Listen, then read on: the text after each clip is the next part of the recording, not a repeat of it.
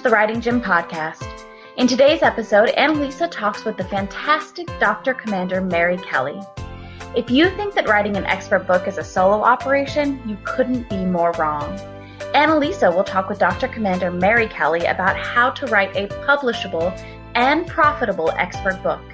If you want to write your own book to publishing standards, make sure to go to www.datewiththemuse.com/bookacall to talk to Annalisa about where your writing is now and how you can publish sooner. Happy writing! Hey there, writers. I am so excited today to be here with Dr. Commander Mary Kelly. She's the author of 11 books, and she's here to talk to us about her wisdom and her experience in the book world and how those books really helped to launch her business. So welcome, Mary. Thank you so much for being here. I'm thrilled to be with you and your audience today. Thank you. So tell us a little bit about your business and you and what it is that you do. So thanks for asking. I spent 25 years on active duty in the Navy. And when I left the Navy, I knew I wanted to do training, speaking, keynoting, be involved in conferences, events. I love emceeing. I love facilitating, all of that. But I'd also, while I was in the Navy, I had written 4 books that were used by the Navy as well as other institutions for leadership. So I had a little bit of experience, but they frankly made it really easy for me because they published it for me. So remember, I don't get any rights on that. All I had to do was write. And so for all of your writers out there, the writing is the easy part. It's everything else that's hard. It's actually publishing, it's the content editing, the text editing, the layout, all of that process part, that's the hard part. So I was deliriously naive after having 4 books because I hadn't had to do any of the real work. Yeah. Oh, we're going to talk about that for sure, because I think there are probably a lot of people out there, they think all they have to do is write a book and then they're done, right? And that is not the reality of the situation. So talk a little bit about how you learned that hard lesson. So when I got my first real book that was really mine, and that was the Master Your World book, the blue one, the Master Your World 10 slightly dog-inspired leadership lessons to improve productivity, profit, and communication. This is Abby. She's trying to help me on the phone call right now, on the Zoom call. The idea was I wanted to make leadership accessible to people who might otherwise feel like leadership is daunting. And leadership, when you talk about military leadership, people think about Eisenhower and Patton and MacArthur and, Halsey and Nimitz and all these really big daunting people. But to me, leadership is something we all practice on a day-to-day basis. So I wanted to make it accessible. And I knew the slant I had, see the other dogs behind me, my life is dogs. I wanted to make leadership accessible and a little bit fun. And most major publishing houses were not looking for that at the time. And even the people who published me before, they didn't want to do that.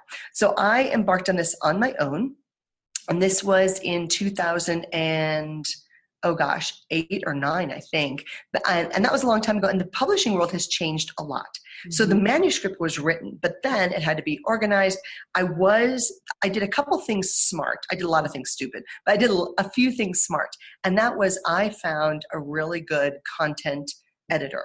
I'm fond of saying that I can draft, I can write, I can edit, and I can polish. But if I do all 4 of those, it's not a good product. I can do 2 out of 4, 3 out of 4, 3 out of 4 is okay, but 4 out of 4 is not a good product. I need another set of eyes. And even now with all the articles I write, I never, ever, ever let anything leave without another set of eyes going through that. Because frankly, it's hard for us to cut what we've written. My other mastermind group calls it killing your babies. It's hard to think about that because you're emotionally attached to it. And I tried not to be emotionally attached to the writing, but the reality is we as authors put so much of our heart and soul into writing that we're a little attached to it, and we need somebody else to go, that doesn't work. That makes sense only in your head and not in anybody else's. So the idea in terms of getting a great product to me is a very collaborative process. And while I was pretty naive about things like cover design and a few other things, I went to workshops. I spent probably $10,000 just learning how to do the process of my first book. I didn't even know what an ISBN was. I mean, really, I really didn't know. I didn't really know what that meant. I didn't know that for a book, you need not just one ISBN for the book, but then you need to follow on the manual and the DVD and the CDs and all the other things that go after it, as well as what happens when you update that book? And do you own the rights? And if you don't own the rights, how do you get those rights back? All of these things I researched, and I went to conferences and seminars and bought books. And it cost me about $10,000 just trying to figure out the process. I didn't even know there were people out there who could help you get a book published. I made a lot of mistakes. Yeah, well, and I'm sorry that you made the mistakes, but you're making some really valid points for the people who are listening and watching right now, which is, well, let's start with a content editor, right? I mean, that's what I do. That's my job. And you're talking about why that's so important. And I think so many writers will overlook that and think, they can just kind of record it on their phone and, well, they have a book. And, it seems what you're saying is validating where we come from in our work with authors, that no, that's just the beginning. There are more steps in that process. So talk a little bit about what that looks like for you. What is your writing process? You're sitting down and what happens? Oh, I desperately want to get into that. But I also want to address one quick thing. The publishing industry has made it so easy now for people to write books that there's a lot of really terrible writing out there. And this is one of the things that I caution people all the time. I'm like, you know what? Just because you can take all of your blog, sorry, there's a dog trying to eat something. Just because you can take your blog articles and throw them together in a manuscript and publish them on a Kindle doesn't mean you should. It's kind of like getting pregnant. Just because you can get pregnant doesn't mean you should right now.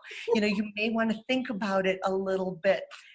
And the problem then is if you've got a book out there and that's got your name on it and it's bad, guess what? You can't undo that. It's out there, especially as a Kindle. And I have read other so-called experts' Kindle books, and they're terrible. They're nuts. There's typos, there's grammar problems, and people said, well, it's just me out there being raw. And I'm like, you know what?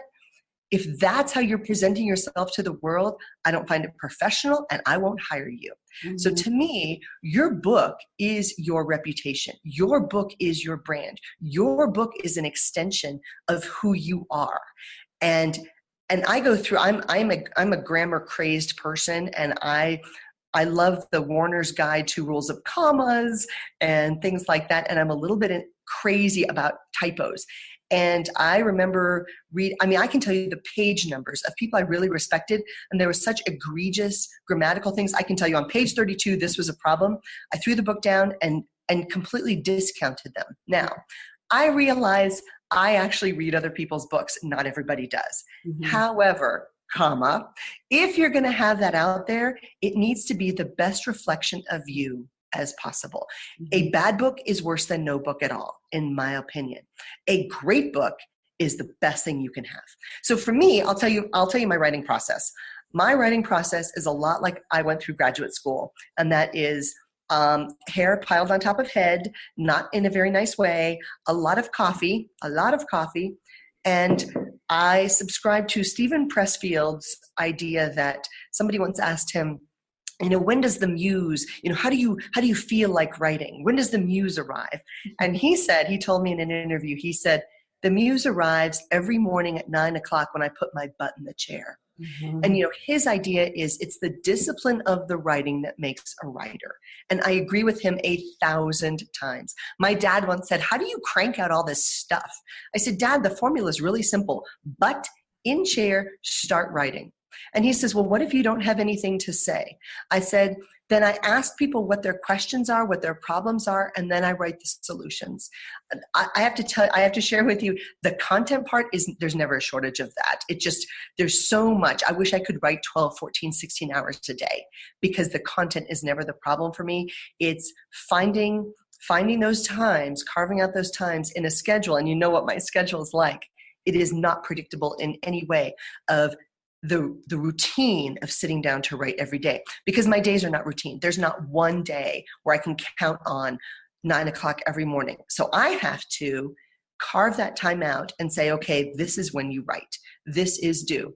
I impose, so you asked about my writing process. I impose, when I've got two new books in the process, I've got 4 manuscripts just sitting, waiting for you to take over and fix them.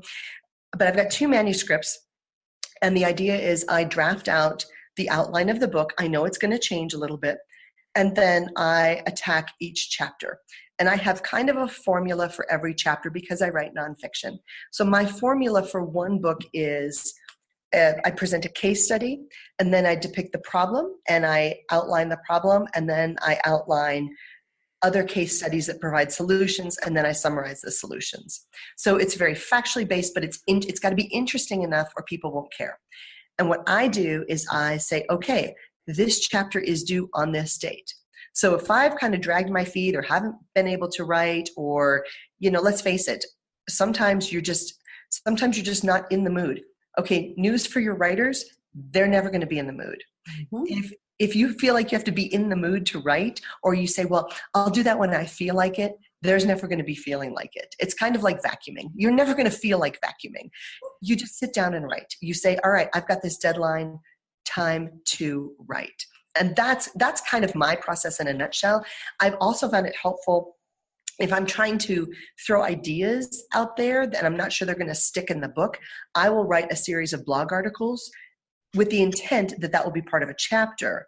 But again, a blog is a very different thing than a cohesive book. So I know that, yes, I can string 10 blog articles on the same topic together, but that does not a chapter make. Yes. Does that help? Yes. Yeah, absolutely. I think that's going to be helpful for the people who are listening to hear your really good tips about getting into a writing discipline, getting into a writing habit. That's a question that I get a whole lot. And also about the muse. I get asked that question about the muse, and it's so true. I forget who said, you'll never have to rewrite the writing you wrote at 3:00 in the morning. And that's true. Sometimes inspiration strikes and like magic happens, but all the rest of the time we're sitting down and we're doing work. So those are really good tips for the people who are listening. And I especially love what you said about quality writing, especially when it comes to a business book, especially when it comes to an entrepreneur book. Because you're completely singing our song on that one. That's really our unique offering out there in the world. We're not about getting you a book in 24 hours, 48 hours, whatever people do out there. We're about getting you a quality book that matches your branding, that allows you to have a solid platform to stand on to say, this is who I am, this is what I offer, and my product, I am a quality product, because that is so important. Well, you're right. And even for the fiction authors, I'm a crazy reader, like a lot of your authors. I read a book a week, and if I get a bad fiction book, I mark it in my Kindle, and I will never buy another fiction book from that person again. I mean, we're done. It's like dating. You've had a bad date, we're done. Mm-hmm. So that's it. So even your fiction writers, they need to understand that for those of us who buy books, and there's not that many people out there who actually buy books anymore, but for those of us who buy books, you have one shot to get it right. It's that first impression. Absolutely. And it starts with everything. It starts with the book cover. It starts with how attractive the title is. And that people think, I can just slap on a title and that's going to make it work. Your title is something, I just want to speak to that for a second.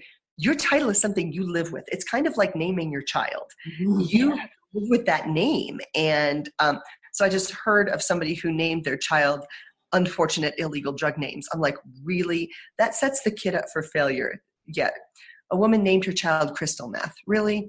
I know, right?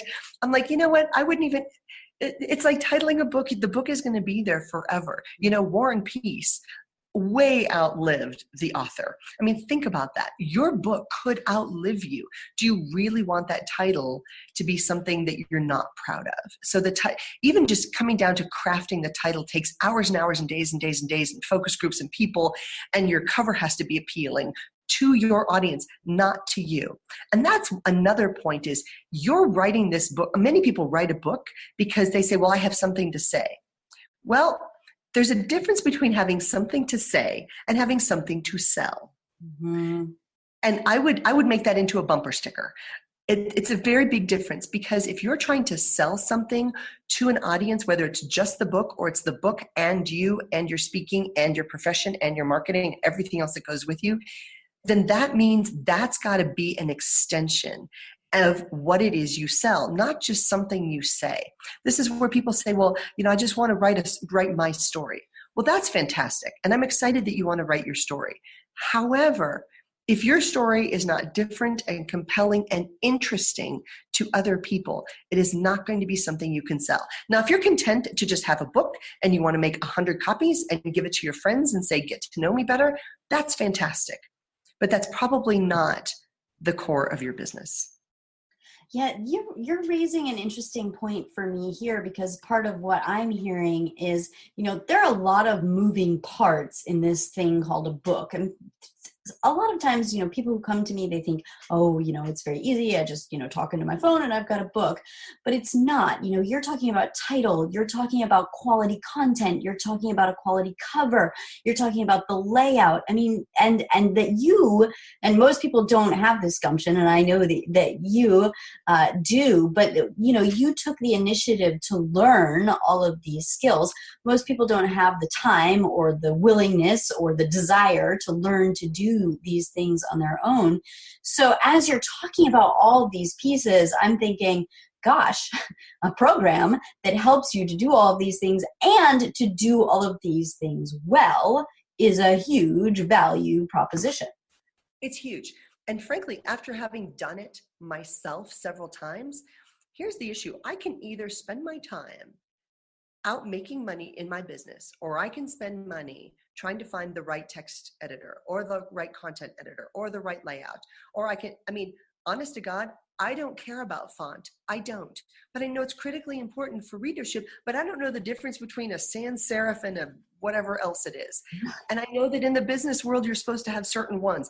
I don't know what those are. So frankly, having been through it, I don't want to do it anymore. It cost me a ton of time and resources. And my time, that's money to me. My time is my money. And so people say, well, you can do it yourself.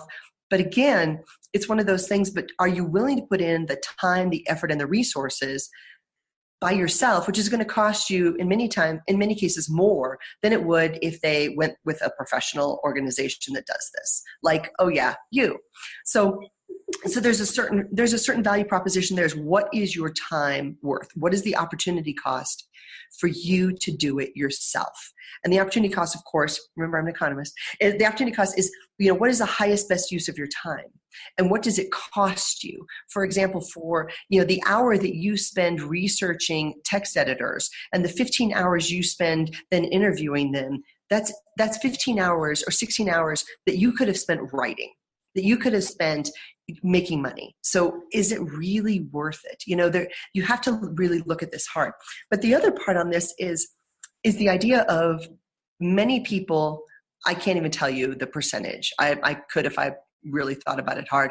But I have to tell you, there's so many people out there who say, oh yeah, I'm writing a book. I'm like, really? Have you finished it? No, but I'm writing a book. I've got one inside me. I go, that's great. So how are you doing on the book? Well, I started on the first chapter. Okay. How long have you been working on this? 17 years. Okay. So it tells me that there's a bit of not just a motivation problem, but just an accountability issue, that people need someone else to say, okay, how's it going? I need 3 chapters. I need 3 paragraphs. I need this. I need that. And people need someone else to guide them. The book writing process is harder than people think. It's harder and easier. No, it's just harder. I'd love to say it was easier, but it's just hard. And I'm a writer, and I say it's hard. And it's hard because if you do it right, it's tough. Again, it's like leadership. If you do it well, it's hard. If you do it badly, then sure, anybody can show up to work and just wander around and call themselves a leader. Anybody can throw words on a page and call themselves an author. But is that really what you want? So I love the idea of quality writing. I love other eyes on the project. I love other people guiding people along. I love all of that. And I will tell you, when there's time that people say, oh, that's dead time to me. That makes me insane. Dead time means writing time. People freak out when they say, oh gosh, I'm on a plane and I can't get Wi-Fi. I have to tell you, that is my best writing ever. Because I put on headphones, there's no music. I'm just sitting there being quiet. I can't do anything else. I'm not interested in any airline movies. Sorry, guys. I sit there with my little baby laptop and I have I always have a running list of article ideas, book ideas, chapter ideas, and they're open folded on the computer. And I sit there for 2 or 3 hours on a plane. You can't do anything anyway. And I just write. There's no distractions. And it's funny because I've met a couple other people, including my co-author on my last book, Peter Stark. That was the Why Leaders Fail book. And he does the same thing. I'm like, how you doing? He goes, yeah, I got to get on a plane this week. I got some writing to do. And we laugh about it because it's true. We love long plane rides because we get writing done.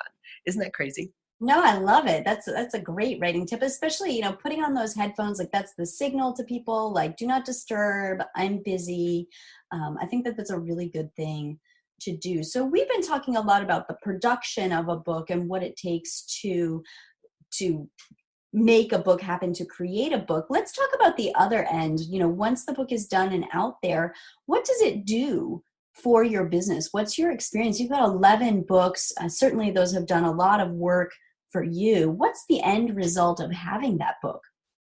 Well, there's probably 4 things that having a book really helps for my business. First, and I've said it and it's kind of true, if you've got one of my books, that to me is just an extension of my business card. And it's harder to lose than a business card. Mm-hmm. So you take the book, you put it on your shelf, and you see my name, Why Leaders Fail, Mary Kelly, Master Your World, Mary Kelly, 15 Ways to Grow Your Business, Mary Kelly. I don't even care if you read it. The fact that it's on your shelf, when you need help, when you need that executive coaching, which is part of my business model, all I want you to do is look at that book and say, I should call her. That's it. So it's an extension of my business card. It's a business card that is hard to lose. Mm-hmm. The second thing is, I like to think that there's pretty good stuff in each one of them. I do feel as though the books are helpful to other people. And I was at the National Association of Landscaping Professionals. And there's this team of guys there named Bill and Ed, and they call themselves the Harvesters. And they knew I was going to be there. They brought the books and they had highlighted, circled. Nobody has marked up those books like these guys have. And I looked through these books. I was like, wow, not only did you read it, we go over it, like every single morning we talk about a point in the book. So the idea is that it would actually help people would be point number 2. Point number 3 is when I do programs, it's a great way to keep the momentum of my speaking. So people say, gosh, ideally when I show up, people want, I want more Mary. Yay, you can have more Mary. Have a book. And that's the idea. And then they go home and they can continue the conversation and the momentum. Most of the time we go to a program, we might remember 10 or 20 or 15% of it or whatever it is. But if you've got the book, then you can review some of the principles and ideally keep that going. And then the 4th thing is it does provide revenue. It's a revenue option. And I don't sell books because I want the revenue. I sell books because I want them to have the book. However, it does provide a revenue source for me. For many people, it doesn't. But for me, I'm very fortunate and it has provided a revenue source. So people can sponsor the books. Like if you're a big company and there's a conference, you want to sponsor the book for a conference, I will even make the stickers for that company and I will put them in that, in the beginning of that book, book sponsored by Date with a Muse. And I will put the date of the event and whatever on the inside of the book. They can, in some cases, I've had some companies white label the 15 Ways book. They want their people to grow their business. So I will even redo my cover for them and say compliments of this company to help you grow your business. 15 Ways to Grow Your Business by Mary Kelly. And so it's my book, but I will even put a different cover on it. I will reprint the book and these are just some fun marketing ideas. So let's say you are a big company and you want everybody in your company to have, 1,000 copies of the Why Leaders Fail. Well, I will do a reprint of that book and I will make the first page a letter from the CEO to the company. Dear team, there's 5 things in here that really touch me. There's 5 things I want you to consider, whatever they want. I will do a reprint for that book just for that organization. And again, publishing is so great right now that we can be so flexible to do things like that. Of course, those also mean other ISBNs. But yeah, so those are probably the 4 things that I use the book for in moving my business model forward. My business is I'm an author, I'm a leadership economist who speaks and writes. And that's my business model. So I speak at conferences. If they want a motivational leadership talk, I can do that. If they want an economic brief, I can do that. If they want to marry economics with leadership and figure out the best way forward to make recommendations, I can do that. And the books, I guess number 5 would be the books give me great credibility in that regard. So people say, okay, why are you an expert? Well, I have a PhD in economics. I have a couple other grad degrees. I spent 25 years in the Navy. I run military bases. Oh, but I have a book. Oh, you have a book? Mm-hmm. And that's the difference. Absolutely. And I'm really glad that you brought that up, because it does give you that credibility and that authority. That's why we call our retreat Be the Expert Who Wrote the Book on It, because it really, that's the difference that a book makes for people over and over and over again. But a well-written book that's consistent with your branding and who you are. It has to be good. It has to be good. As an extension of my business, occasionally we'll send out a newsletter and there'll be a typo, and it makes me cringe. You can send out 100 great articles, and if there's a typo, and nobody comments, but if you have a typo, 100 people will comment, So readers do read, and readers do know grammar. Grammar's important, let's eat, Grandma. Grammar's important. Exactly. And the other point that you brought up, Mary, that I think is really important that entrepreneur authors frequently overlook is the fact that a book is a conversation. And it's not just a conversation between the author and the reader. It's also a conversation between a business owner and a potential client. And so starting to have that conversation around, what the client's problem is and what the entrepreneur's solution is a really important conversation that so many authors overlook. And the way that we have our authors construct their books, they're not only having a content conversation, but they're also starting to have that client conversation around, here are some ways that I can help you. So I'm sure that this has happened to you, Mary, because I know that you're a very good writer. That, somebody has called you cold call. They didn't know you before, but they read your book and they said, I think you're the person to solve my problem. Tell us about what that experience has been for you. Well, first, it's a really good day when that happens. When somebody calls up and says, I've got your book, you're like, yay, because we love that. And then they say, gosh, that book describes exactly what's going on in my workplace. And then you go, oh gosh. And then they say, can you help us with this problem? Mm-hmm. And we love hearing that. We love, first off, that they looked at the stuff. And then the second thing is they got to know you through the book. And then the third thing is they picked up the phone because you made it easy in the book to contact them. That's huge. And they picked up the phone and said, we would like more of this. And because they got to know you through the book. So, sorry, there's a puppy. And so I know, dogs everywhere. And they helped me write as well. But the idea there is because of that, they pick up the phone, they call you now, you've got business you didn't even know you weren't looking for, you weren't marketing, you weren't prospecting. They just found you because of the book. And to that end, I encourage people also to make sure that you've got something online that aligns with the book. I think every single book needs to have its own book landing page. And on that book landing page, it's what else goes into the book, the ancillary things. For example, my Why Leaders Fail book. If you want an example, I don't think this is the greatest possible, but it's pretty good. We have a webpage the book is called Why Leaders Fail and the 7 Prescriptions for Success. The webpage is 7 Prescriptions for Success, the number 7. And on there is a free download chapter. Our most popular chapter is the trust chapter. So that's a free download. We created a leadership assessment. That's there. We created a book.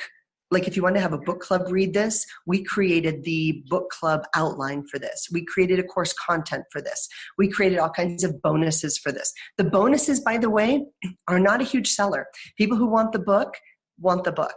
The bonuses are nice, but it's just a nice thing to have. So we created all of these other things in the book landing page, as well as a video where if you don't really know, or you've never seen Peter or you've never seen Peter or me doing anything, that you can click on the video and get to know us a little bit. And that's really nice. So I really encourage people to have, again, some kind of online book extension of the book, and make sure you've got something online. Also, and this is the mistake I made in the Master Your World book that I did not make in the most recent one, again, because I did not have help on the Master Your World book, but I didn't put in any hyperlinks. Partly because there wasn't any real online book option at the time. That's since been fixed, but I didn't have any hyperlinks. So as people are reading on their Kindle and you reference something, they want a place to go. You got to give them a place to go.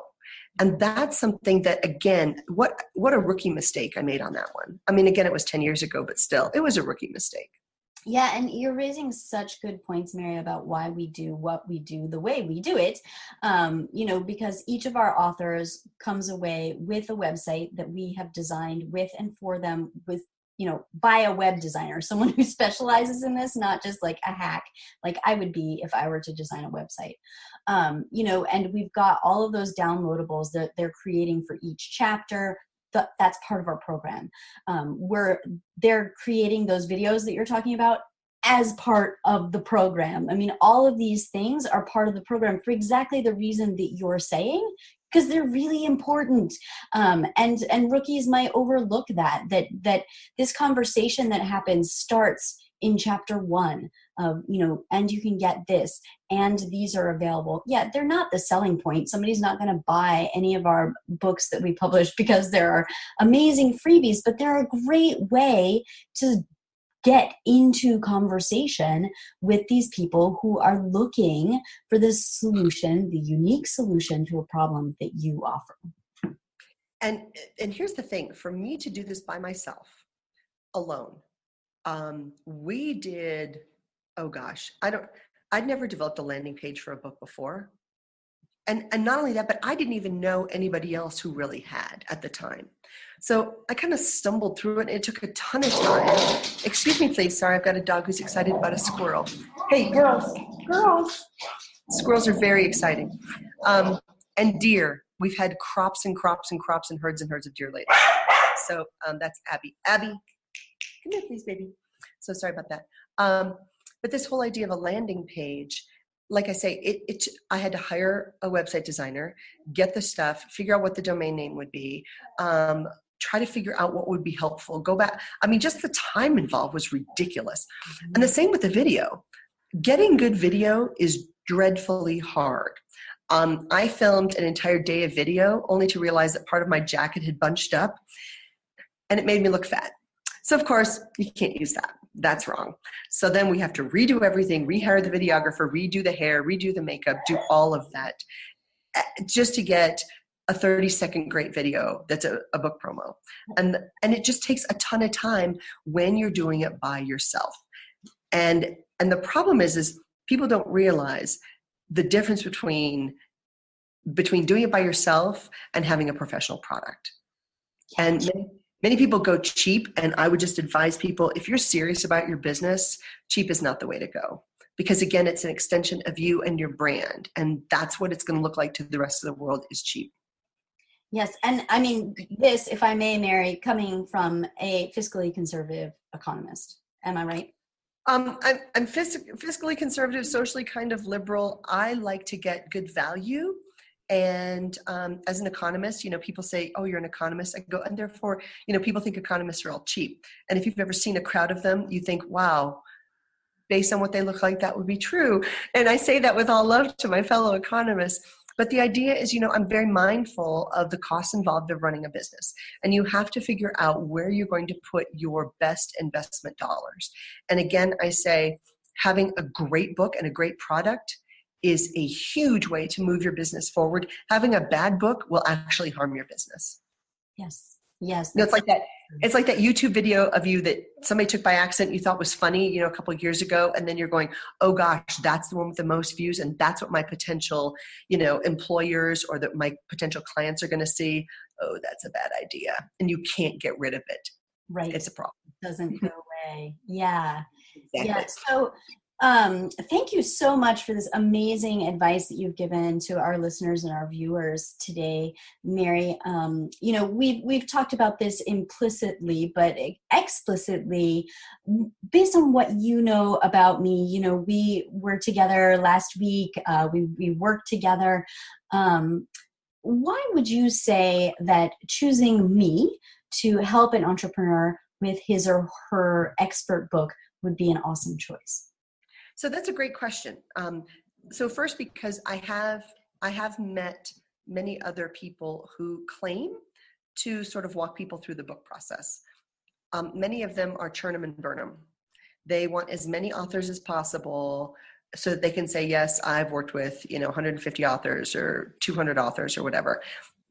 But I've seen the book product, I've seen the final product, and it's not something to be proud of. So there's that. And that's not something you and your team do, which I like a lot. You're more interested in the quality and making sure that the quality product at the end is something that you can be proud of as well as the author, number one. Number two, as you know, I love smart people, and you're smart. I love sort of this whole Harvard thing going on. That's pretty fantastic. Anybody who starts to talk and says, all right, so with neuroscience, I'm like, what? So that was absolutely fantastic. I loved that. I love finding people who are smarter than I am, and especially great in their field. I love working with smarter people. It makes me elevate my game. And again, for me, it gives me a better product. And third, one of the hardest things about putting a book together is finding a team that works well together.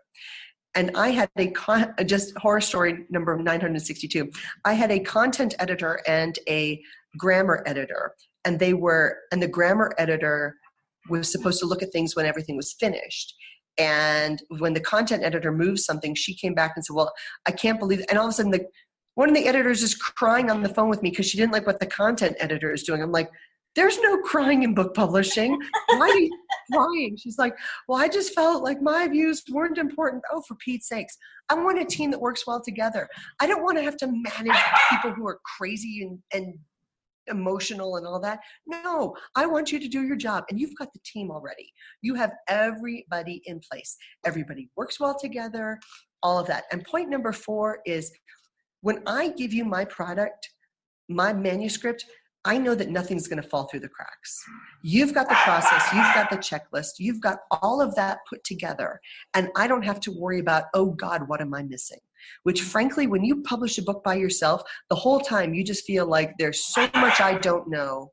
What am I missing? So for those reasons, and again, I apologize for the dog who they help me in all things. Well, I mean, the dog had something to say too about why. Your dog is so well behaved and sleeping behind you. So yeah, cease. Abby. Well, Mary, thank you again so much for your super valuable tips, your expertise, for sharing all of that with us. For people who want to find out about you and your books and where they can get them, where should they go? So my website is productiveleaders.com. Productiveleaders.com, because who wants an unproductive leader? And there's a store there, and you can find a bunch of my books there. Amazon has them as well. And if people have questions and they want to ask specifically about you or your process or anything that they might have a question on, my email, it's mary@productiveleaders.com. And I personally answer all emails, and I'm happy to help any of your audience, your future authors of America, your bestsellers, all that. It's my pleasure. Wonderful. Thank you for your time, Mary. I really appreciate you. Have a great day. Take care.